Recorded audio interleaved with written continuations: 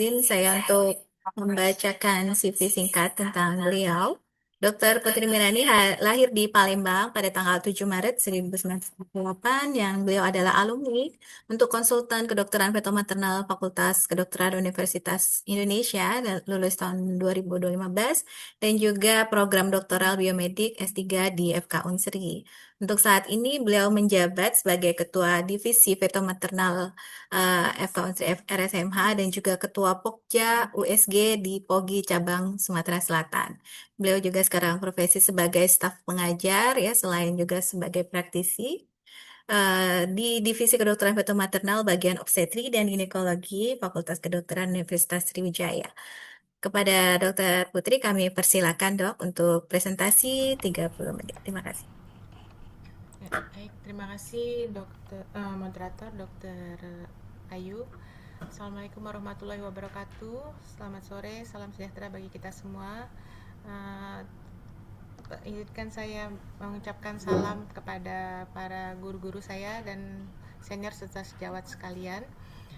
Pada sore hari ini saya akan sharing sedikit mengenai pendekatan terkini pencegahan preeclampsia dan fetal growth restriction evidence based practice. Bagian mungkin tadi ya hampir sama patogenesisnya antara preeclampsia dengan PGT ya. Mungkin sudah beberapa sudah ditampilkan tadi di share oleh Dr. Abarham.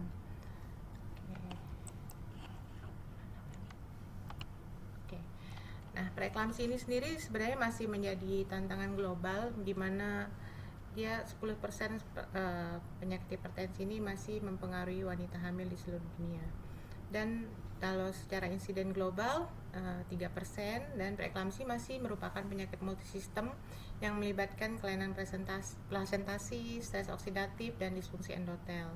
Jadi kalau kita memberikan perawatan yang tepat waktu dan efektif diharapkan mampu meningkatkan luaran maternal dan perinatal sehingga pengembangan strategis prediksi serta pencegahan menjadi fokus utama dalam perawatan prenatal.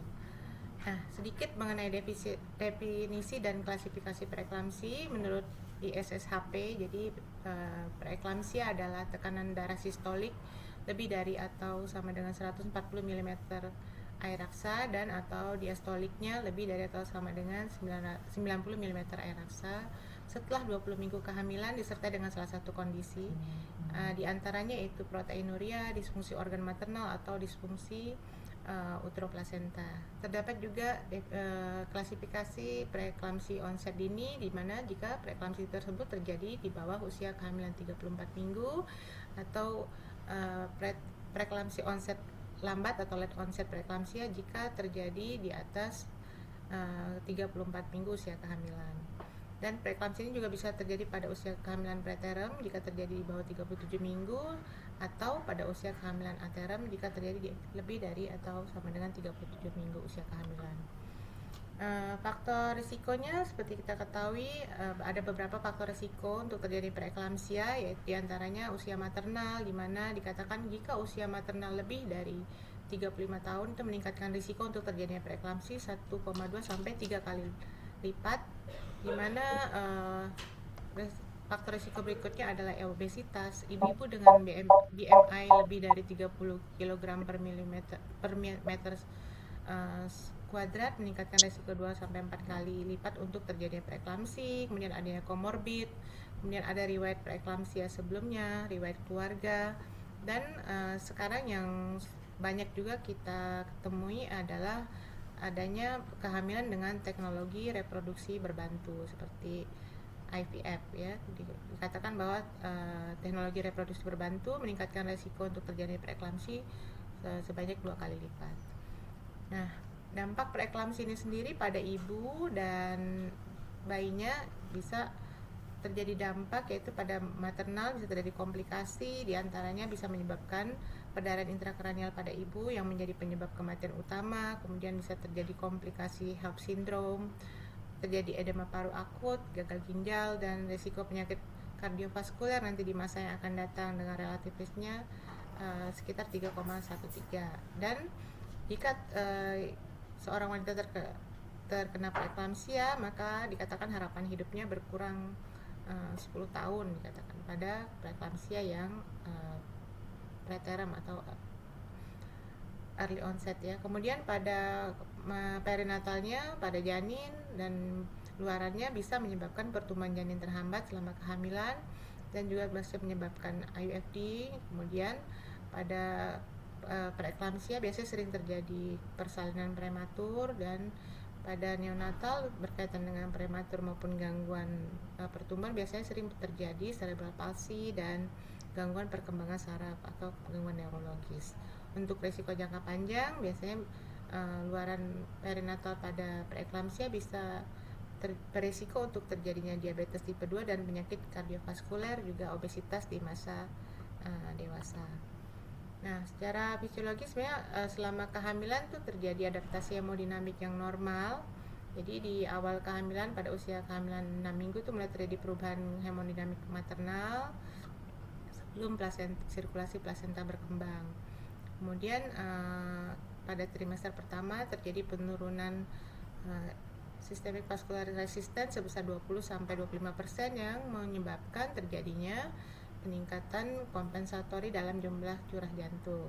Kemudian pada trimester kedua terjadi ekspansi volume plasma dan remodeling jantung yang pada trimester kedua ini katakan mencapai puncaknya. Sedangkan pada trimester 3 secara normal perubahan ini terjadi reversible setelah postpartum, akan kembali pada fase yang normal setelah postpartum pada kehamilan yang sehat, jadi kehamilan yang fisiologis. Nah, hemodinamik maternal ini berperan juga dalam pertumbuhan janin, di mana curah jantung ibu berkorelasi positif dengan kecepatan pertumbuhan janin dan berat lahir. Dikatakan ibu hamil dengan cardiac output yang rendah pada kehamilan dan SPR yang tinggi menghadapi peningkatan risiko fetal growth restriction yang signifikan. Jadi kita bisa bagi PJT atau IUGR ini perubahan terjadi pada perubahan hemodinamik yang dengan systemic vascular resistance yang tinggi dan bertahan sepanjang kehamilan. Jadi dikatakan dikarenakan oleh gangguan plasenta di awal. Sedangkan pada yang lanjut adalah merupakan jadi dia menunjukkan pertumbuhan yang datar. Jadi karena adanya maladaptasi maternal yang terlambat terhadap pertumbuhan janin yang meningkat. Nah, kemudian Vigo ini memberikan inisiatif untuk membuat panduan screening dan pencegahan preeklamsia sejak trimester pertama. Jadi dimana karena kita ketahui bahwa preeklamsia ini terjadi pada 2-5% kehamilan dan menyebabkan 76.000 kematian ibu serta 500.000 kematian bayi setiap tahunnya secara global. Jadi ada strategi screening kombinasi yaitu dengan mengkombinasikan berbagai faktor, diantaranya yaitu faktor maternal, di mana kita melihat riwayat maternal sebelumnya, yang data demografi dan BMI tadi setelah dalam faktor risiko yang telah ditampilkan sebelumnya. Kemudian dengan melakukan pengukuran mean arterial pressure atau tekanan arteri rata-rata, kemudian juga dengan melakukan pemeriksaan Doppler yang tadi sudah disampaikan oleh Dr. Abraham, melihat Doppler arteri uterina, jadi menilai pulsatility index pada arteri uterina ibu, dan juga menggunakan pemeriksaan biomarker yaitu PLGF, placental growth factor, yang melihat untuk faktor dari plasentanya. Jadi untuk yang paling efisien adalah mengkombinasikan berbagai faktor tersebut, yaitu faktor maternal, kemudian mean arterial pressure, Doppler arteri uterina, dan kadar PLGF pada usia kehamilan trimester pertama itu 11-13 minggu dengan tingkat deteksi 100% untuk deteksi preeklamsia yang di bawah 32 minggu yaitu early onset, kemudian 75% pada preeklamsia yang kurang dari 37 minggu dan 43% pada preeklamsia yang pada kehamilan aterem atau lebih dari 37 minggu dengan tingkat positif palsunya 10%. Nah, kemudian screening trimester pertama juga kita bisa melakukan tes tes kombinasi yang terbaik ini. Jadi menggabungkan faktor risiko, mean arterial pressure, PLGF, dan pulsatility index arteri uterina. Nah, untuk screening biomarker biasanya kita juga menggunakan tes kombinasi dengan faktor risiko dengan MAP, PLGF dan uh, arteri uterina, pulsatility index arteri uterina tadi. Jadi wanita yang dianggap resiko tinggi ketika resiko tinggi dikatakan lebih dari atau sama dengan satu dalam 100 kehamilan berdasarkan tes kombinasi trimester pertama. Jadi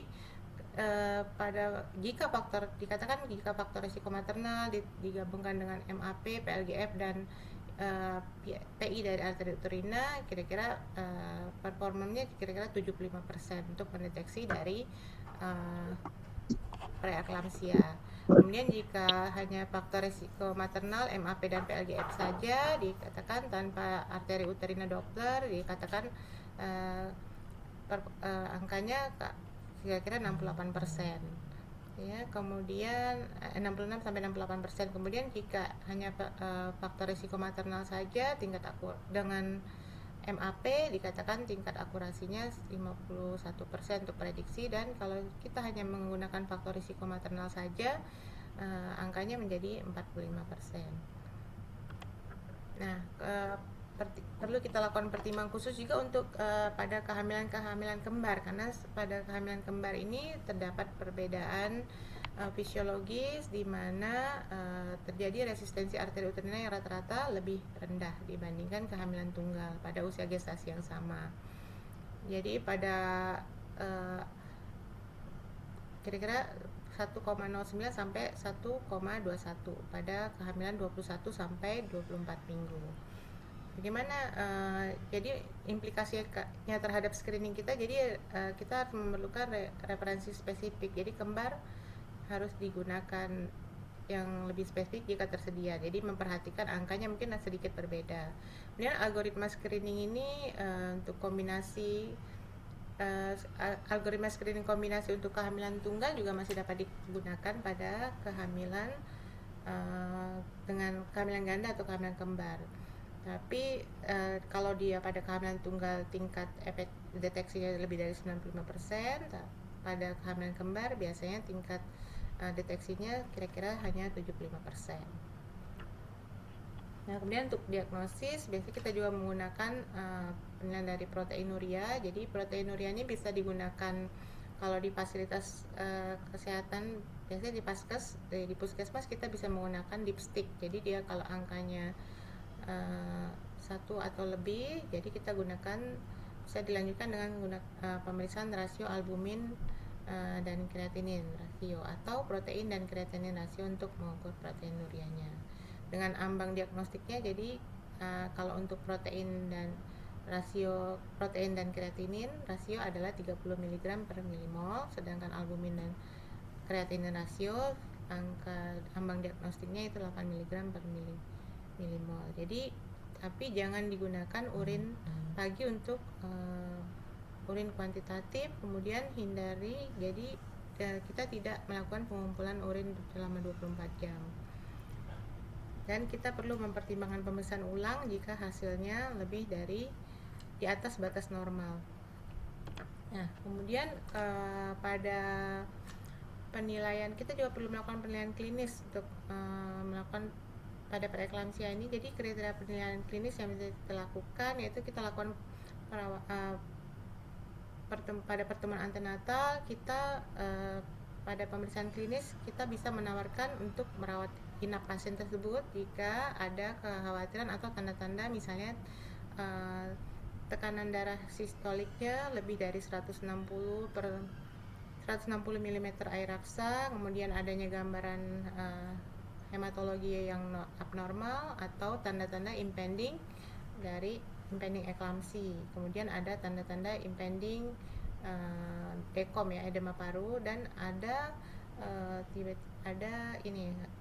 fetal compromise. Jadi ada gangguan pada janin tadi seperti kata Dr. Abraham, ada resiko IUGR atau gangguan dari kesejahteraan janin.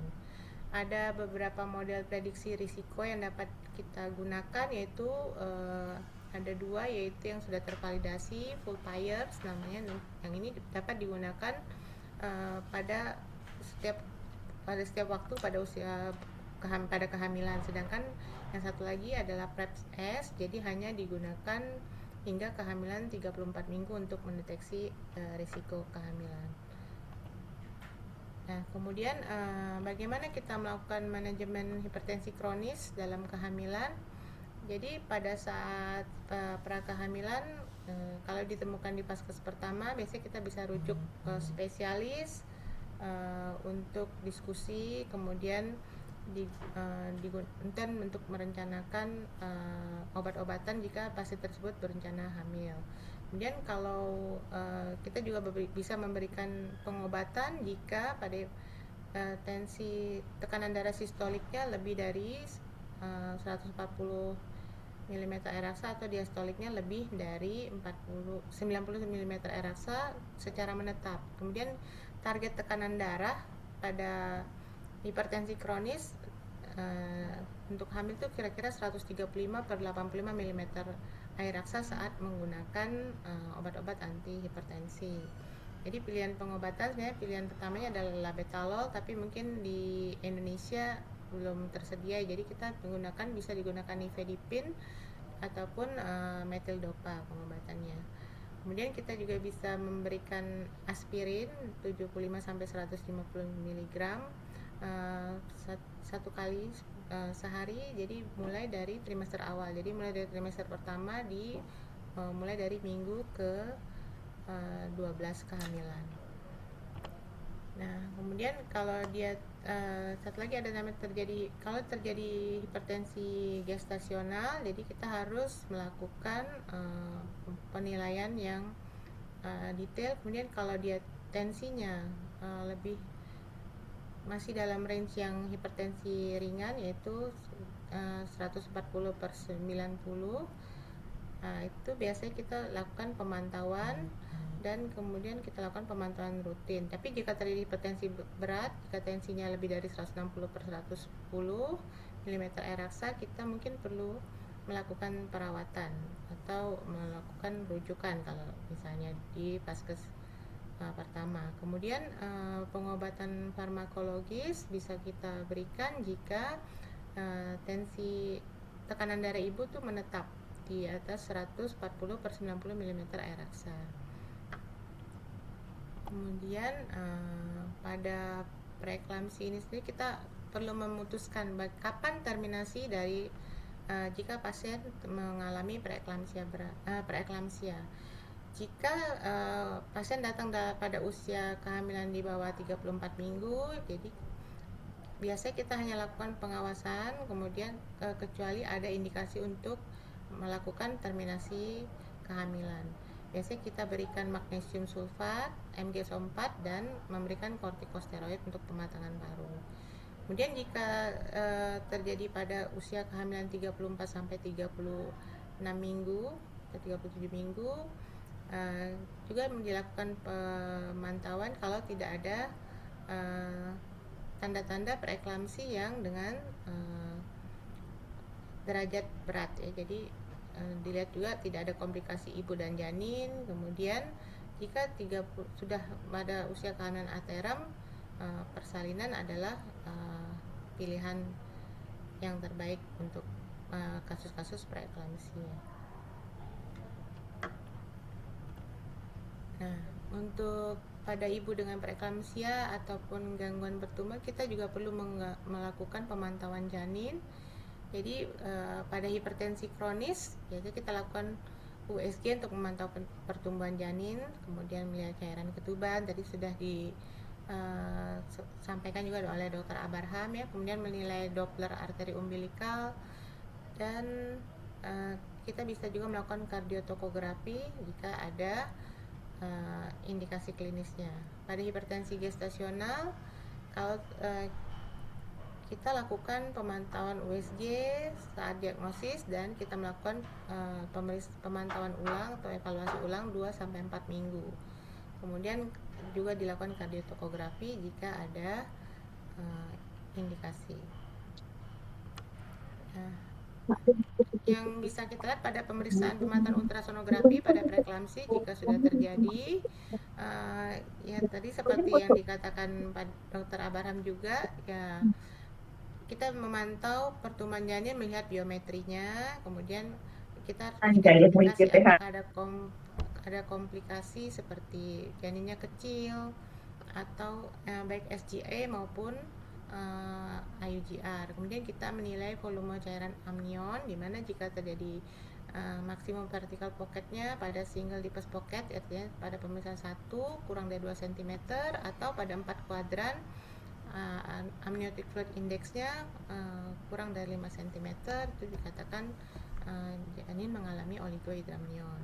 Kemudian kita bisa juga melakukan pemantauan dengan melakukan profil biofisik profile, yaitu dengan melihat gerakan pernapasan janin, jadi fetal breathing, fetal movement, gerakan tubuhnya, fetal tone, ada fleksi atau tidak, gerakan anggota badan, dan juga melihat cairan ketubannya ya. Kemudian kita juga bisa melakukan pemantauan ultrasonografi itu dengan melakukan pemeriksaan Doppler. Jadi tadi juga sudah disampaikan, yaitu Doppler arteri umbilikal, kemudian middle cerebral artery pada janin, ductus venosus, dan arteri uterina pada ibu.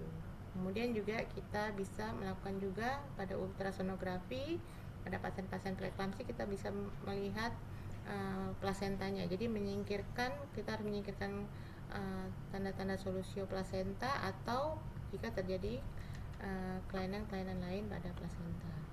Kemudian setelah kita melakukan screening, kita melakukan pencegahan. Artinya setelah kita mengidentifikasi ada seorang wanita terjadi resiko tinggi, setelah melakukan screening kombinasi pada trimester pertama, dan kemudian kita menentukan wanita ini adalah resiko tinggi, kita bisa memberikan aspirin dosis rendah, tadi mulai 11 sampai 14 minggu menurut ISOC maupun ISSHP ya. Kemudian kita juga dengan memberikan aspirin ini kita mengurangi risiko preeklamsi sebanyak 62% pada usia kehamilan 37 minggu, dan untuk early onsetnya kurang lebih 82%. Nah, aspirin ini sendiri untuk pencegahan, jadi kalau kita temukan wanita tersebut risiko tinggi untuk preeklamsia, kita anjurkan untuk memakai aspirin 75 sampai 150 mg setiap hari mulai dari usia kehamilan 12 minggu. Di mana risiko tinggi jika terdapat penyakit hipertensi pada kehamilan sebelumnya, ada penyakit ginjal kronis dan penyakit autoimun, atau ibu tersebut menderita diabetes tipe 1 atau 2, atau ibu-ibu dengan hipertensi kronis. Sedangkan kalau dikatakan risiko sedang jika terdapat satu atau lebih faktor risiko sedang, yaitu nulliparitas pada kehamilan pertama atau usia ibu hamil pada usia 40 tahun atau lebih, interval kehamilan lebih dari 10 tahun, indeks massa tubuhnya lebih dari 35 kg per meter persegi, dengan riwayat keluarga preeklamsi atau kehamilan multifetal. Kalau ada satu atau lebih resiko sedang ini, bisa juga kita berikan aspirin untuk pencegahan hipertensi atau preeklamsinya. Secara menurut beberapa literatur, jadi aspirin ini cukup aman untuk diberikan dalam kehamilan, dikatakan tidak ditemukan perbedaan signifikan terhadap risiko perdarahan antara kelompok yang diberikan aspirin dengan placebo. Jadi sampai dosis 150 mg per hari itu masih dikatakan aman untuk pencegahan preeklamsi tanpa peningkatan risiko perdarahan baik pada ibu maupun pada janin. Kemudian untuk mencegah IUGR, jadi kita memberikan suplementasi asam folat. Jadi asam folat kita berikan pada kelompok usia ibu kurang dari 35 tahun dengan pengurangan risiko 30 menjadi 24% untuk pengurangan risiko IUGR-nya. Sedangkan pada primipara, jika kita berikan suplementasi asam folat selama 4 bulan atau lebih, dikatakan mengurangi risiko untuk terjadinya SGA atau kecil masa kehamilan atau IUDR hingga IUDR sampai 27%. Ada juga beberapa yang dikatakan pemberian progesteron ya dikatakan tidak hasilnya beragam ya. Jadi tapi dikatakan tidak ada peningkatan signifikan pada prevalensi PGT, preeklamsi ataupun pecah ketuban secara keseluruhan. Nah, bisa lagi kita untuk pencegahan preeklamsia kita berikan low molecular weight heparin. Jadi kalau misalnya ibu tersebut dengan adanya notching pada arteri uterina setelah pada usia 24 di atas 24 minggu, itu dikatakan terkait resikonya untuk terjadi preeklamsia. Dan ini kemudian juga pada masa prakonsepsi kita memberikan nutrisi yang penting sebenarnya pada masa prakonsepsi ya, dan juga bisa mengurangi resiko anemia pada ibu dan gangguan pertumbuhan janin intrauterin. Nah, kemudian untuk evaluasi laboratorium pada hipertensi dalam kehamilan ini kita bisa memeriksa urin dengan memeriksakan protein urinnya, kemudian kita melihat fungsi hati untuk identifikasi HAP syndrome, yaitu melihat SGOT dan SGPT, kemudian kita melihat hemoglobin dan trombositnya untuk melihat adakah hemolisis atau gangguan pembekuan darah, kemudian kreatinin serumnya sebagai data untuk monitoring. Nah, komponen pemantauan preeklamsia itu untuk USG yaitu pemantauan pertumbuhan janin ya, dan profil biofisik, kemudian melakukan pemeriksaan Doppler baik arteri umbilikal, arteri cerebral media maupun mengukur tadi rasio cerebro-placental rasio ya, rasio cerebro-placenta, dan melihat visualisasi plasenta untuk mengeksklusi solusio plasenta dan penilaian volume cairan ketuban. Jadi pemeriksaan ini ya, diindikasikan untuk ibu-ibu dengan preeklamsi dengan gejala berat atau adanya impending eklamsi atau dicurigai suatu HELLP syndrome. Nah, bagaimana kalau sudah terjadi preeklamsi pada kehamilan? Jadi untuk ibu-ibu yang pernah mengalami preeklamsia baik tanpa severe picture ataupun dengan severe picture, jadi resiko kekambuhannya kurang lebih bisa terjadi 16% untuk terjadi preeklamsia berulang. Jika persalinannya pada kehamilan sebelum dengan preeklamsi terjadi di early onset, yaitu 28 sampai 34 minggu, angkanya resiko berulangnya lebih tinggi yaitu 33%. Sedangkan untuk menjadi hipertensi dalam kehamilan sebelumnya ada kira-kira 20%. Dan ibu-ibu yang menderita penyakit dengan menderita preeklamsi ataupun hipertensi dalam kehamilan memiliki peningkatan resiko untuk terjadi hipertensi kronis dan juga menjadi penyakit kardiovaskular di kemudian hari. Jadi dari konsensus dari rekomendasi konsensus ini, jadi kita ada 4, yaitu penilaian setelah 20 minggu, ukur curah jantung ibu, kemudian pengobatan berdasarkan fenotip dari hipertensinya, yaitu kalau biasanya hipertensi dominan resistensi kita berikan vasodilator, sedangkan yang kalau dia dominan volume kita berikan beta blocker. Nah, kemudian untuk postpartum, biasanya setelah postpartum dilakukan ekokardiografi untuk ibu-ibu dengan gejala yang menunjukkan gejala, kemudian pemantauan tekanan darah untuk semua ibu dengan riwayat hipertensi dalam kehamilan. Kemudian kita melakukan konseling untuk preventif, di mana dilakukan modifikasi gaya hidup untuk ibu-ibu dengan riwayat hipertensi dalam kehamilan untuk mengurangi risiko kardiovaskular jangka panjang di masa yang akan datang.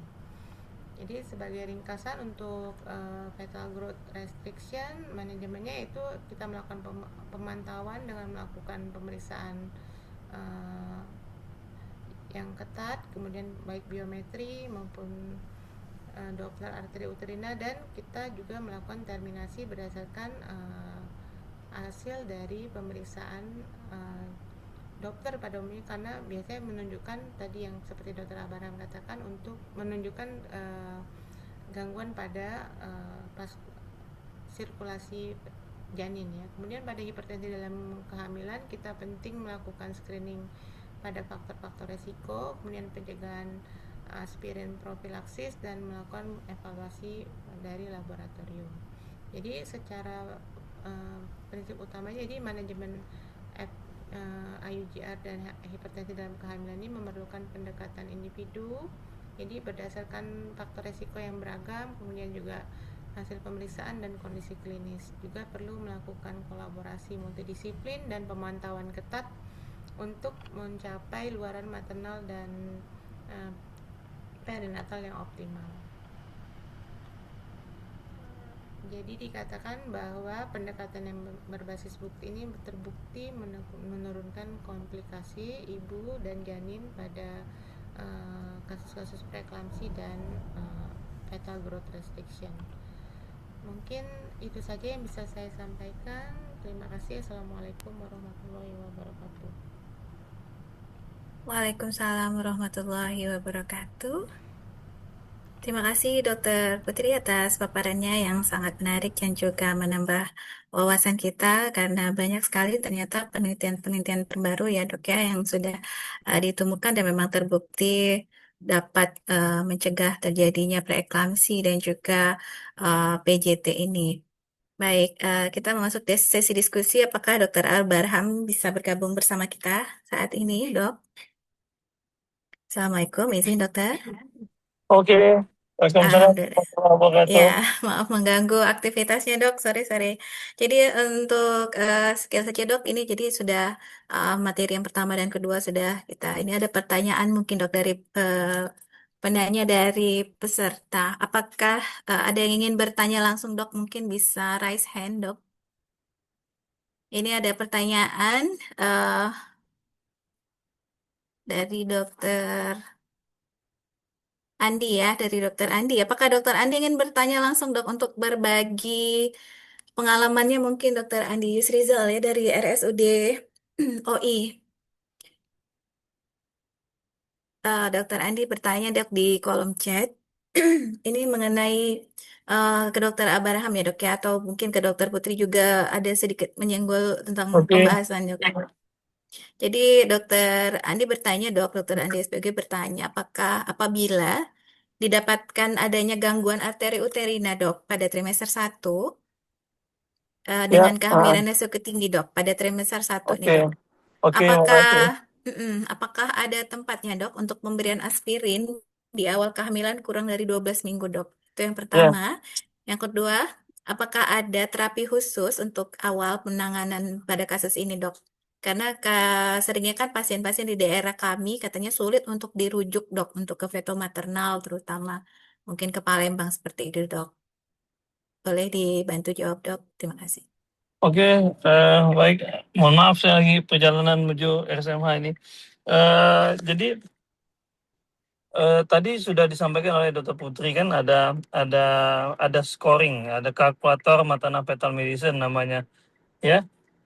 Mulai dari histori ibu, kemudian BMI ibu, kemudian tekanan darah, kemudian pemeriksaan USG dan lain sebagainya. Nah, sekarang bagaimana kalau ibunya dikategorikan dia high risk untuk preeklamsi? Ya, salah satunya yang memang khas itu adalah pada trimester 1 adalah pulsatility index arteriotrina yang lebih dari 2,39, ya. Nah, kita nggak memperhatikan notching pada TM1 karena pada TM1 notching itu adalah hal yang normal karena plasentasi itu belum selesai. Nah, kalau kita dapatkan dia memang tergolong high risk, kemudian diperkuat dengan PI arteri uterina yang di atas 2,39, memang terapi utamanya dari RCOG itu adalah pemberian aspirin, ya. Nah, cuman yang perlu teman-teman ini kadang-kadang pemberian aspirin itu yang inadekuat, ya. Jadi aspirin itu dosisnya itu semua sepakat itu 150 miligram, ya. 150 miligram dan diberikan eh, pada saat malam hari. Jadi seringkali kita udah dapat aspirin tapi dosisnya 80 mili atau 100 dan diberikannya pagi hari, itu nggak efektif.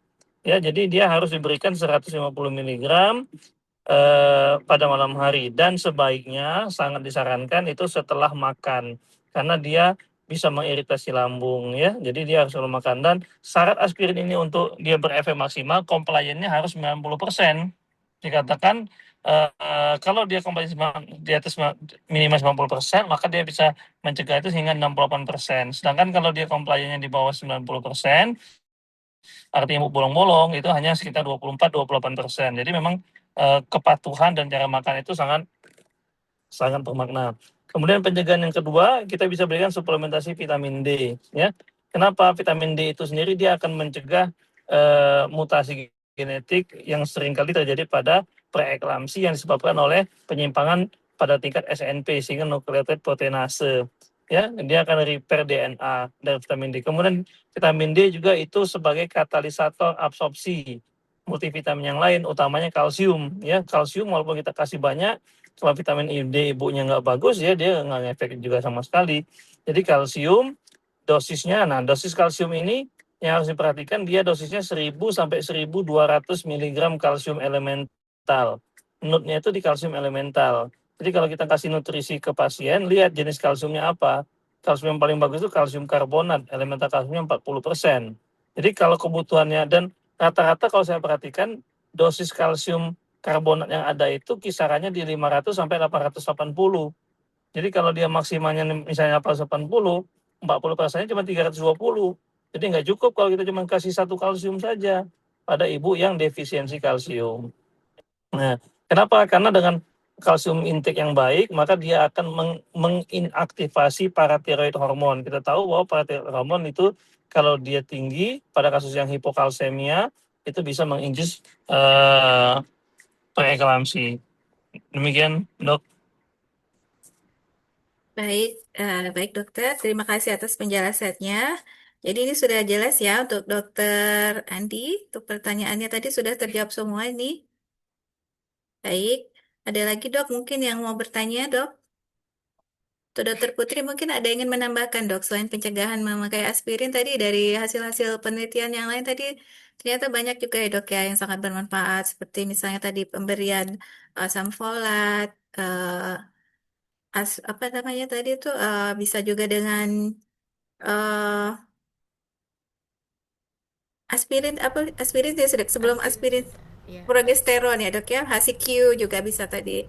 Nah itu eh, kalau berdasarkan obat-obatan yang kita dapat atau di mungkin di rumah sakit ataupun di puskesmas untuk dokter umum itu boleh nggak dok kita meresepkan sebelum dia dirujuk ke spesialis ataupun subspesialis gitu dok. Ya, sepertinya tadi sama aja ya dengan dokter Abraham ya. Tadi kan sudah dikatakannya di slide tadi, kita bisa memberikan pencegahan tuh aspirin 150 miligram tadi sejak usia trimester 1.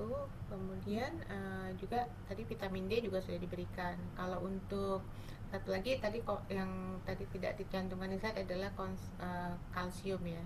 Untuk untuk kalau di puskesmas kalau tersedia sih sebenarnya boleh-boleh saja diberikan ya untuk ini untuk uh, untuk pencegahan preeklamsi. Tapi tadi yang untuk progesteron sebenarnya dikatakan tadi kan hasilnya juga tidak terlalu signifikan ya. Jadi mungkin tidak kita rutin berikan. Kemudian juga untuk yang hidroksikloroquine itu hanya kalau lihat di jurnal tuh masih terbatas pada hewan coba, jadi mungkin belum bisa kita pakai juga mungkin untuk pencegahan. Mungkin nanti di masa yang akan datang. Terima kasih Tapi dokter. ini suatu penemuan yang baik sebenarnya dok. Jadi kayak pada pasien SLE yang memang dia sebelumnya sudah mendapatkan terapi itu, berarti untuk pencegahan pun sebenarnya bisa untuk mencegah supaya tidak terjadi preeklamsi pada pasien-pasien tersebut. Baik, terima kasih dokter. Ini ada pertanyaan selanjutnya nih dokter Fahmi Kurniawan SPOG. Ini teman saya dok, trainee di Veto Maternal Sri dok. Untuk dokter Abraham dok, pada taksiran berat badan janin yang rendah tanpa adanya anomali atau gangguan Doppler. Nah, pada persentil keberapa dok sebaiknya merujuk ke Veto Maternal dok? Dan apakah ada interval jarak buat kita mau evaluasi sebelum dirujuk dok? Untuk dokter Atta. Baik, makasih. Jadi kalau dia kecil tapi tidak ada gangguan Doppler, jadi saya asumsikan kemungkinan besar bukan karena faktor plasenta, ya kan? Nah, nanti kita cari tahu kecilnya itu penyebabnya apa. Jadi kecil itu selain faktor plasenta itu paling banyak penyebabnya adalah infeksi atau kelainan kongenital atau nutrisi. Nah, itu yang harus kita tegakkan dulu apa, ya. Nah, kemudian dicari tahu, dilihat tanda-tandanya. Kalau tanda-tanda infeksi kita tahu kan bagaimana, ada nggak kalsifikasi di plasenta, bagaimana ketubannya, gimana usus anaknya, gimana otak si bayinya. Nah, itu harus kita lihat ya. Kemudian ukuran plasentanya bagaimana ya. Nah, kalau dia karena nutrisi, maka yang kita harus lakukan adalah recall nutrisi. Ya, kita tanya ke ibunya asupan proteinnya gimana, karbohidratnya apa, teman karbohidratnya apa, apakah dia karbohidrat simplek ya ataukah dia yang kompleks ya. Kalau simplek misalnya ibunya hobi makan cemilan, misalnya makan pempek, makan tepung, itu kan simplek tuh. Nah, itu yang kita koreksi, kita perbaiki ya. Nah, kapan kita lakukan evaluasi? Kalau kita dapatkan dia ada gangguan tumbuh kembang, yang paling enak itu sebenarnya kalau kita pakai growth chart ya. Begitu kita dapatkan dia menyimpang dari growth chart individunya pada dua pengamatan, misalnya awalnya dia di persentil 50, kemudian evaluasi bulan depan dia misalnya persentil 30. Nah, kita evaluasi nih, kan ada dari 50 ke 30% tuh. Itu kan jauh tuh. Nah, kita evaluasi 1 atau 2 minggu, tergantung case by case-nya ya.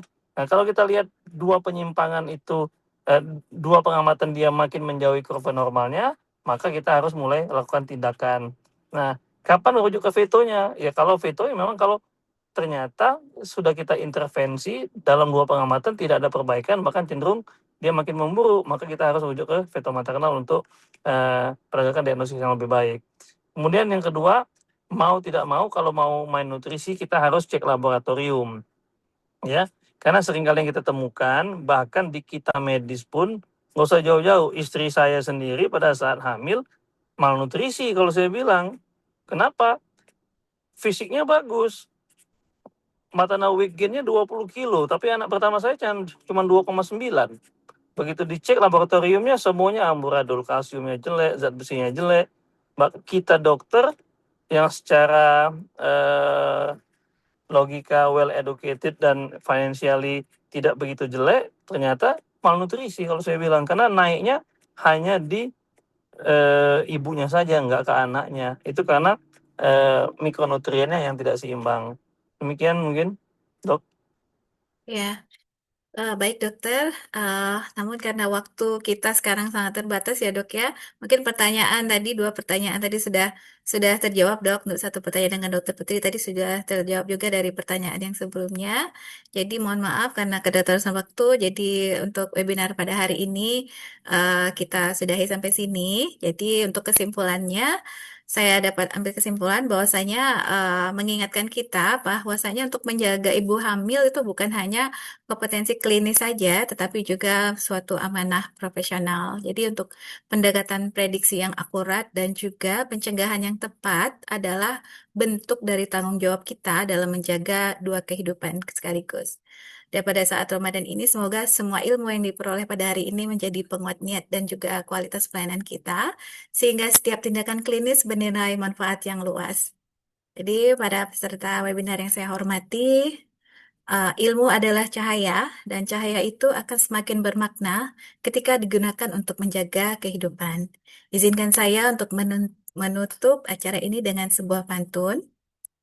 Langkah ringan menuju Ramadan. hati bening menuju harapan.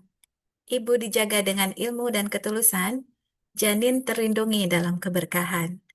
Akhirul kata, semoga ilmu hari ini menjadi ladang pahala dan juga membawa manfaat luas dalam praktik klinis kita.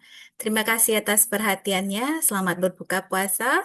Dan saya ingatkan bahwasanya pada untuk webinar Ampera selanjutnya itu pada Selasa 10 Maret 2026 tentang uroginekologi. Baik, mungkin demikian saja dok. Akhirul kata, wabillahi taufik wal hidayah. Wassalamualaikum warahmatullahi wabarakatuh. Mohon maaf apabila ada salah Waalaikumsalam kata, Dok. warahmatullahi Terima wabarakatuh. kasih kepada Terima Dokter kasih Putri, Dokter kepada Dokter Andi. Abarham, Terima kasih semuanya. pada guru-guru saya Dokter Sip. ada Dokter Abadi. Terima kasih Dok telah hadir walaupun sedang sibuk akreditasi SP2 ya Dok. Kemudian kepada Dokter Aridido, Dokter Andi, Dokter Ayu.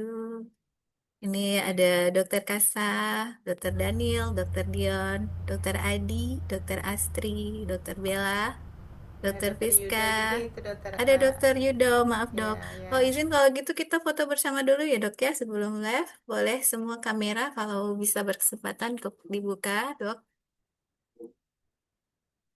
Terima kasih dok atas ilmunya. Baik, terima kasih sama-sama dok atas kehadirannya. Baik, boleh admin bantu untuk kita foto bersama. Hitung ya satu sebentar dok. Saya view view galeri dulu. Oke. Baik, untuk slide yang pertama. Satu, dua, tiga. Slide yang kedua.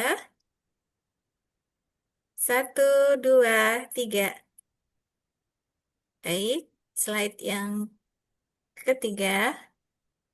Oh ya, baik. Satu, dua, tiga. Ya. Terima kasih dokter. Mungkin bisa izin untuk live group. Selamat berbuka dok. Terima Assalamualaikum. kasih semuanya. Selamat Terima berpuasa. kasih dokter. Ya Ya, dok. Terima kasih Kasih dokter. ayah udah hadir dari terima Bengkulu. kasih Put. Ya, Abraham juga sehat semua. Terima kasih dokter. Iya. Terima kasih. Assalamualaikum. Waalaikumsalam. Terima kasih dokter. Udah ya. Baiklah.